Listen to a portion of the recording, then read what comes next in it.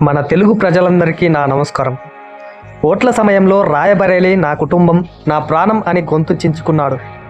కానీ గెలిచిన తెల్లారి నుండే ఆ ప్రాణం కాస్త ఫారిన్ టూరిజం అయిపోయింది. ఇది రాయబరేలీ దౌర్భాగ్యం కాదు, మన ఎంపీ గారి బాధ్యతారాహిత్యం.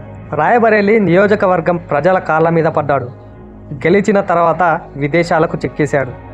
ఇది మన రాయబరేలీ ఎంపీ రాహుల్ గాంధీ గారి ప్రస్తుత పరిస్థితి.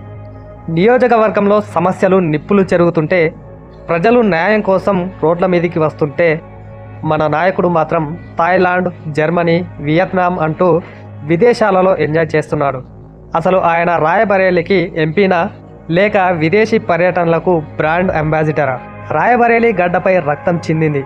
ఊంచహార్లో హరివం వాల్మీకి అనే దళిత యువకుణ్ణి దొంగ అనే ముద్ర వేసి గుంపుగా చేరి కిరాతకంగా కొట్టి చంపేశారు. ఒక్కసారి ఆలోచించండి. తన నియోజకవర్గంలో ఒక దళిత బిడ్డ ప్రాణం పోతుంటే, ఒక ప్రతిపక్ష నేతగా ఉండి ఒక ఎంపీగా ఆ కుటుంబానికి అండగా ఉండాల్సింది పోయి రాహుల్ గాంధీ ఎక్కడ ఉన్నారు? పార్లమెంటు సమావేశాలను సైతం ఎగ్గొట్టి విదేశీ వీధుల్లో విహరిస్తున్నాడు. ఎప్పుడో ఒకసారి తీరిక దొరికినప్పుడు నియోజకవర్గానికి వచ్చి బాధితుల ఇళ్లలో కూర్చొని ఫోటోలకు పోజులిస్తే న్యాయం జరుగుతుందా? అధికారులపై కేకలు వేసి హంగామా చేస్తే ఆ ప్రాణం తిరిగి వస్తుందా? హరివం కుటుంబానికి నేటికి పూర్తి స్థాయిలో న్యాయం జరగలేదు. నిందితులు రాజకీయ అండదండలతో బయట తిరుగుతుంటే, మన ఎంపీ గారు మాత్రం విదేశీ వేదికలపై ప్రజాస్వామ్యం గురించి లెక్చర్లు ఇస్తున్నారు.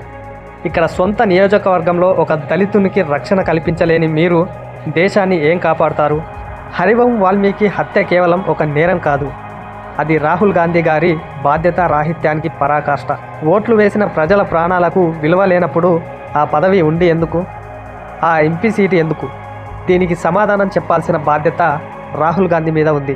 రాయబరేలీలో భూమాఫియా పంజా విసురుతోంది. సామాన్యుల భూములను నజల్ చట్టం పేరుతో రాజకీయ బలంతో లాక్కుంటున్నారు. పేదవాడి సొంత గూటి కూలిపోతుంటే ఈ మాఫియా వెనుక ఉన్నది ఎవరు? మీ పార్టీ నాయకుల ప్రమేయంతో, నీ ప్రమేయంతో జరుగుతున్నదే కదా. శాంతి భద్రతలను గాలికి వదిలేసి నియోజకవర్గాన్ని నేరస్తులకు అప్పగించి విదేశాల్లో విందులు ఆరగిస్తున్నావా రాహుల్? అభివృద్ధి అంటే సోషల్ మీడియాలో గ్రాఫిక్స్లు చేసి చూపించడం కాదు. ఒక్కసారి మీ నియోజకవర్గంలోని పల్లెల్లోకి వచ్చి చూడండి. ఎంతసేపు కేంద్రంపై నిందలు వేసి విదేశాలకు చెక్కేయడం మీకు అలవాటుగా మారింది. ఎంపీ నిధులు ఏమవుతున్నాయి? రాయబరేలీలోని గ్రామీణ రోడ్లు చూస్తుంటే నరకం కనిపిస్తుంది. వంతెనలు కూలిపోయినా పట్టించుకునే నాదుడే లేరు. మీరు మాత్రం విదేశాల్లో కూర్చొని భారతదేశం బాగుపడాలి అని ప్రసంగాలు ఇస్తారు. కానీ మీ సొంత నియోజకవర్గంలో తాగునీరు లేక ప్రజలు కిలోమీటర్ల కొద్దీ నడుస్తున్నారనే నిజం నీకు కనిపిస్తలేదా? మీకు ఓట్లు వేసిన పాపానికి ప్రజలకు మీరిచ్చే బహుమతి ఇదేనా? మురికివాడల పరిస్థితి చూస్తే కడుపు తరుక్కుపోతుంది.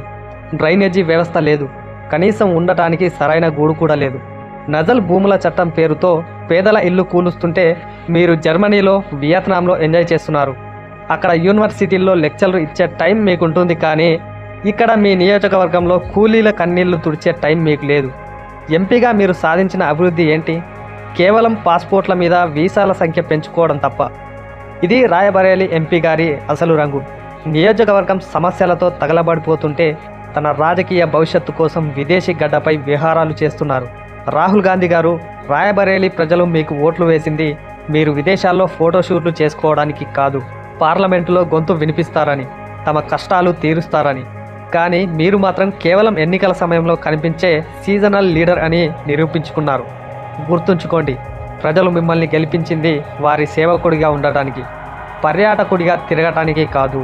హరివం వాల్మీకి వంటి బాధితులకు న్యాయం జరిగేంత వరకు, కూలీల కడుపు నిండేంత వరకు మీరు ఎన్ని దేశాలు తిరిగినా, ఎన్ని ప్రసంగాలు ఇచ్చినా అది వృధానే. రాయబరేలీ ప్రజలు అన్నీ గమనిస్తున్నారు. మీరు విదేశీ విమానం దిగి వచ్చేసరికి ఇక్కడి ప్రజల ఓపిక నశించిపోవచ్చు. రాయబరేలీ ఎంపీగా ఉన్నటువంటి రాహుల్ గాంధీ వైఫల్యాలపై మీరేమంటారు? ఆయన తీరు సరైనదేనా? నియోజకవర్గాన్ని వదిలేసి విదేశాలకు వెళ్ళడం బాధ్యతారాహిత్యం కాదా? మీ అభిప్రాయాన్ని అయితే కింద కామెంట్ సెక్షన్లో ఖచ్చితంగా తెలియజేయండి. జై హింద్.